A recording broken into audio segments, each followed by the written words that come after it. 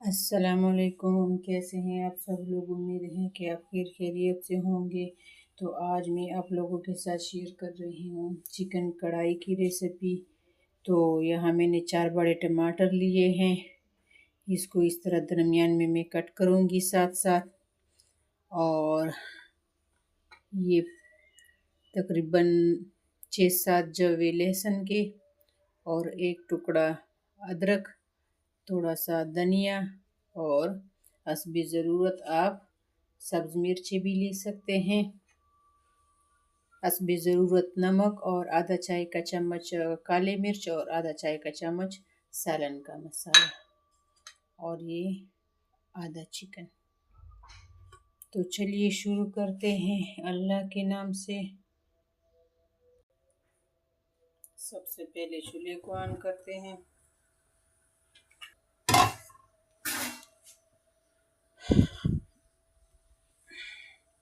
हस्बे ज़रूरत हम तेल डालेंगे। कढ़ाई के लिए थोड़ा सा ज़्यादा तेल होना चाहिए, क्योंकि कढ़ाई में जब तेल ज़्यादा होता है तो कढ़ाई मज़ेदार बनती है।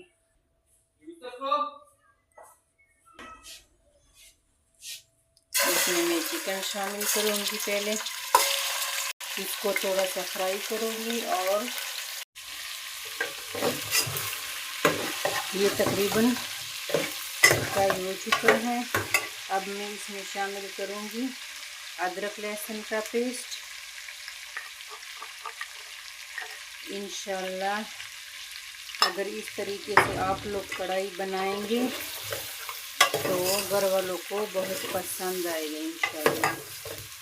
इसको भी थोड़ा सा फ्राई कर लेते हैं।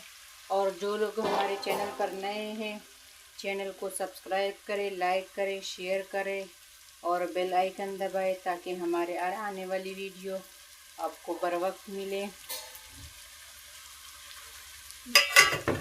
लाल आइकन को दबाएं क्योंकि मम्मी फ्रेश हो जाती है। थोड़ा सा अदरक लहसुन को भी फ्राई कर लूँगी ताकि इसका भी टेस्ट अच्छा आए। और टमाटर जो हैं वो मैंने इस तरह 2 हिस्सों में काट के इस तरह कट्स लगा है, क्योंकि ये जड़ जो है इसका ये फिर सही तरह नहीं जलता, थोड़ा सख्त होता है, तो मैंने इस तरह काटे। अब मैं इसमें टमाटर शामिल करूँगी इस तरह उल्टा रख के।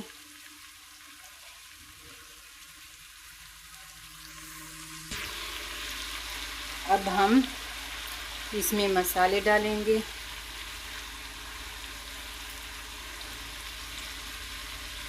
इसका टेस्ट बहुत अच्छा आएगा इंशाल्लाह। ज़रूर ट्राई करना, क्योंकि आज मेरे बेटे ने फरमाइश की और आप लोगों को पता भी है कि बच्चों को हर खाना पसंद नहीं होता, सब्जियां वगैरह। तो मैं हमेशा उन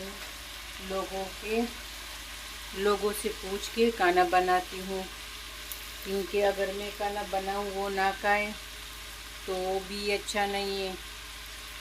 तो मैं इस तरह कर लेती हूँ। इसको हम पकाने के लिए रखते हैं ताकि वो अच्छी तरह चिकन गल जाए, तकरीबन आधा घंटे के लिए। और आंच को ज़्यादा नहीं करना, आंच को थोड़ा कम रखेंगे इसके नीचे। अब देखते हैं कि टमाटर और चिकन गल चुका है। टमाटर भी बिल्कुल नरम है माशाल्लाह।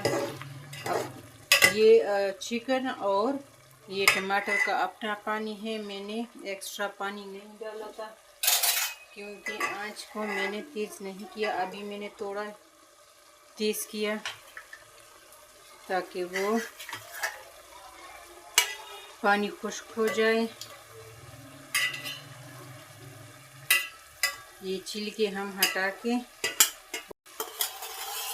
मैंने छिलका हटाया और अब हम इसको तेज़ आंच पे फ्राई करेंगे और साथ में टमाटर को भी पीसेंगे ताकि वो भी अच्छी तरह एक चटनी बन जाए, पेस्ट सा। کیونکہ اگر ٹماٹر اس میں بڑے بڑے ہو یا اس کے چھلکے ہو تو میرے بچے تو نہیں کھاتے. پھر تھوڑا سا ان میں پانی خشک ہو جائے گا، فرائی ہو جائے گا، اور آپ لوگوں کو میں جو میں نے کچن کی سیٹنگ کی ہوئی تھوڑی سی وہ میں آپ لوگوں کے ساتھ شیئر کروں گی. ابھی یہ والا جو ٹیبل ہے یہ اسٹڈی ٹیبل تھا بچوں کے لیے، جو چھوٹے بچے کاپیاں یا وغیرہ کتابیں رکھ کے پڑھتے ہیں تو یہ وہ ہیں. یہ پینسل ہولڈر یا جو اسٹیشنری وغیرہ رکھنے کی جگہ ہے. اور یہ لیکن میں نے یہاں رکھ کے یہاں پہ یہ دیکھیے ایک کیچپ کا بوتل اور یہ سارے سویا ساس چلی ساس کے بوتل رکھے ہوئے ہیں. اوپر میں نے سینڈوچ میکر رکھا اور سائڈ پہ یہ چھوٹا کٹنگ بورڈ اور یہ کیچپ چوری یہ والا ڈنڈا، اور نیچے میں نے اس کے گرائنڈر مشین رکھی ہے. تو اس طرح میں نے اس کو یہاں پہ رکھا تو بہت سی چیزیں اس میں سیٹ ہو گئے اور کچن میں تھوڑا سا صفائی بھی آ گئی. دیکھیں تو اس طرح آپ لوگ بھی ان چیزوں کو اس طرح استعمال کر سکتے ہیں. تو چلتے ہیں. اب اس کے اوپر جو ہے وہ تیل اوپر آ چکا ہے. تیل میں پانی بالکل خشک ہوا اور تیل اوپر آیا تو اس کے ہرا دھنیا اور مرچی میں شامل کروں گی. تھوڑا سا اس کو بھی بھون لوں گی، زیادہ نہیں، تاکہ اس کا کلر جو ہے زیادہ خراب نہ ہو. اسی طرح وہ سب سبز اور ہرا ہرا کلر آئے اس کا. اور کڑھائی جو ہے اس میں نے کلر وغیرہ کچھ نہیں ڈالا، بس تھوڑا سا سالن کا مسالہ ہے اس کا کلر ہے. لیکن زیادہ جب کڑھائی مزیدار بنتی ہے تو وہ تیل کی وجہ سے. کڑھائی میں جب تیل زیادہ ہوتا ہے تو کڑھائی مزیدار بنتی ہے. ماشاءاللہ سے کڑھائی تیار ہے. اب ہم میں سرو کر لیتی ہوں. ماشاءاللہ دیکھیے ماشاءاللہ کتنا اس کا کلر اچھا ہے اور ذائقہ بھی بہت اچھا ہے. انشاءاللہ ملتے ہیں اگلی ویڈیو میں. اللہ حافظ.